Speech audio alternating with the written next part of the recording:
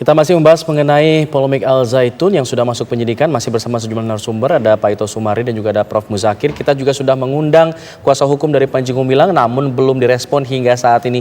Saya ingin kembali ke Pak Ito, kalau begitu Pak Ito, tadi Anda katakan selain pasal penistaan agama juga ada pasal penyebaran berita bohong ya, Undang-Undang ITE. Artinya apa yang disampaikan atau diutarakan oleh Panji Gumilang selama ini melalui media, baik itu YouTube dan lain sebagainya, itu menjadi salah satu dasar menjadikannya sebagai orang yang diduga akan menjadi tersangka. Ya, betul. Jadi saya kira demikian, tadi sudah disampaikan oleh Prof. Zakir.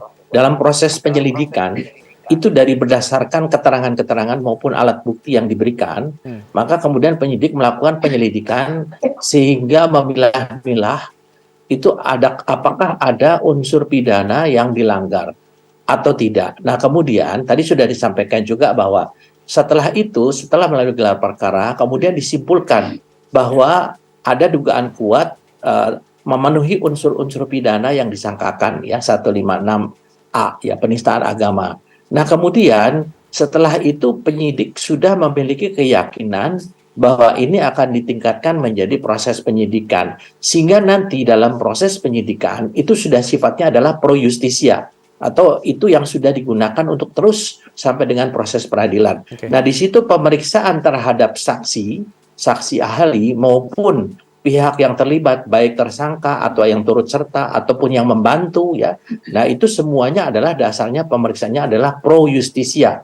Sehingga itu betul-betul mempunyai kekuatan hukum untuk bisa dilanjutkan ke pengadilan. Tadi disampaikan bahwa dalam proses penyelidikan, karena pihak pelapor juga menyertakan alat bukti berupa hardware ya, adanya pidato-pidato ataupun ucapan-ucapan yang disampaikan melalui media elektronik, maka kemudian penyidik juga menyimpulkan bahwa terjadi juga pelanggaran pidana sebagaimana diatur dalam Undang-Undang ITE ya, Undang-Undang ITE. Bahkan yang tadi disampaikan bahwa ada penerapan pasal 146 yaitu membuat keonaran ya kepada masyarakat yang ancaman hukumannya maksimal 10 tahun. Itu pun juga disertakan dalam gelar perkara tambahan. Jadi ada 2 gelar yang sudah dilakukan oleh penyidik.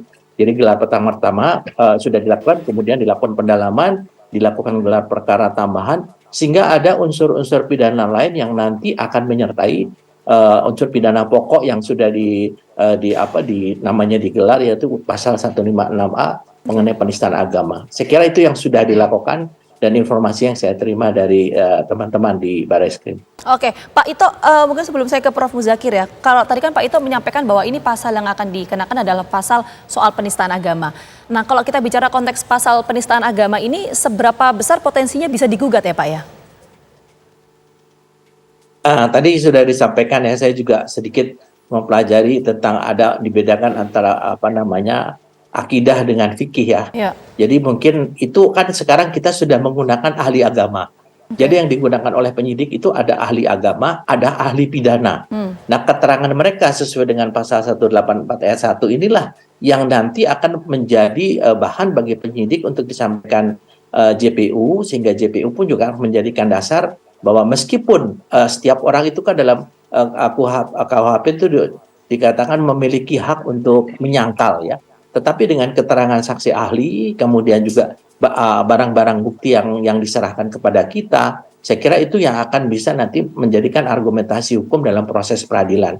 Kan boleh saja orang mengatakan bahwa dia melakukan cara-cara itu secara dilihat dari aspek yang bisa dilakukan sesuai dengan penafsiran. Tapi kan ada satu kaidah-kaidah yang merupakan kaidah mutlak yang disampaikan oleh Prof. Muzakir tadi ya. Saya kira itu yang menjadi satu bahan bagi penyidik bahwa apa yang dilakukan dia itu memenuhi unsur pidananya ya, sesuai dengan aturan atau norma yang berlaku. Demikian.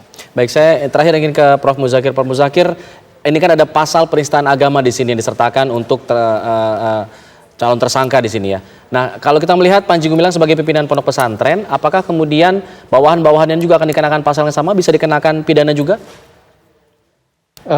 Ya, tadi saya ingin menyampaikan begini, kalau dalam hukum pidana itu azas utamanya adalah siapa yang berbuat, dia bertanggung jawab. Baik. Yang pertanyaannya adalah apakah produk-produk pendapat yang disampaikan yang isinya adalah bertentangan dengan Al-Quran.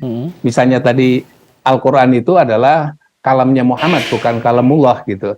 Itu jelas sekali bertentangan dengan ajaran dalam agama Islam. Nah, pertanyaannya adalah dalam Al-Quran, dalam hadis juga bertentangan itu. Nah, pertanyaannya adalah ini produk keputusan bersama atau produk pribadi orang yang bersangkutan. Kalau dia adalah produk keputusan bersama, siapa yang memutus? Apakah berapa pimpinan yang mengambil keputusan itu dan seterusnya? Mulailah di situ nanti akan ditelusuri oleh penyidik.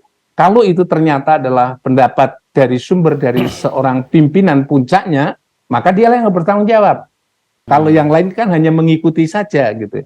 Dan yang kedua, kalau itu ternyata produk dari keputusan bersama, maka orang yang ambil keputusan itu dan sosialisasi atau menge-share kepada publik atau mempublikasi, mengajarkan, itulah bagian di dalamnya adalah mereka yang ikut serta dalam mengambil keputusan itu. Jadi semua tergantung nanti hasil penyidikan.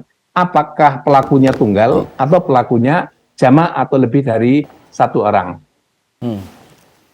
Baik, terima kasih banyak. Nanti kita tunggu bagaimana perkembangan penyidikan dari pihak kepolisian. Sekali lagi terima kasih banyak Prof. Muzakir dan juga Pak Ito atas waktu yang sudah bergabung bersama kami di Kabar Petang.